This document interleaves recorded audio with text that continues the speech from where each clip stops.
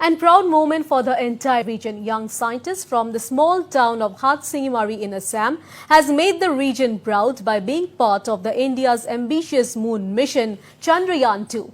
Izaz Ahmed, a young ISRO scientist, was part of the Chandrayaan-2 team. Inspired by the life and work of former President, Missile Man of India, Dr. APJ Abdul Kalam, Izaz from a very young age was studious. Izaz was among one of the rank holders in the 2009 high school leaving certificate examination conducted by the SEBA in Assam.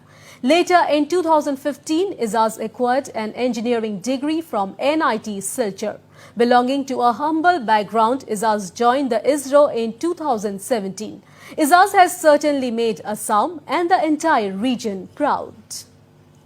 আমার গাঁও অঞ্চলৰ মানুহ গাঁও থকা অঞ্চলত থকাৰ পিছতে যে সি যে ইমান দূৰলৈকে গৈছে সেইটোৱে আমাৰ গাঁৱৰ দেশৰ হাটশিঙিমাৰী তথা চাউথ চালমাৰা বাকীৰ কাৰণে বৰ আশীৰ্বাদ ভৱিষ্যতে যাতে অসমৰ কাৰণে সি আৰু উজ্জ্বল হ'ব পাৰে গোটেই ভাৰতৰ কাৰণে সি নামজাল হ'ব পাৰে গোটেই ৱৰ্ল্ডৰ কাৰণে সি এটা ফেমাছ হ'ব পাৰে তাৰ কাৰণে আমি আমাৰ ফালৰ পৰা তাক দোৱা মাগিছোঁ খুব ভাল লাগিছে মোৰ ল'ৰাটো ইমান নাম উজ্জ্বল কৰিছে যাৰ কাৰণে দেশৰ অসমৰ কাৰণে গৌৰৱ ভাৰতৰ কাৰণে গৌৰৱ সেইকাৰণে আমাৰ খুব ভাল পাইছোঁ আমার খুব ভাল লাগিছে আমি নথৈ আনন্দিত যে আমার এইখন স্কুল ৰেইনবো ইংলিছ একাডেমি হাটশিঙিমাৰীৰ পৰা 2009 চনত ইজাজ আহমেদ নামৰ আমাৰ ছাত্ৰজনে গোটেই অসমৰ ভিতৰত অষ্টম স্থান অধিকাৰ কৰিছিল আৰু তেখেতে ইয়াৰ পিছত কটন কলেজত অধ্যয়ন কৰি তাৰ পিছত ইঞ্জিনিয়াৰিং কমপ্লিট কৰি পেলাই তেওঁ আজি ইছৰোত সাইণ্টিষ্ট হিচাপে কাম কৰি আছে আৰু আমি অত্যাধিক গৌৰৱ অনুভৱ কৰিছোঁ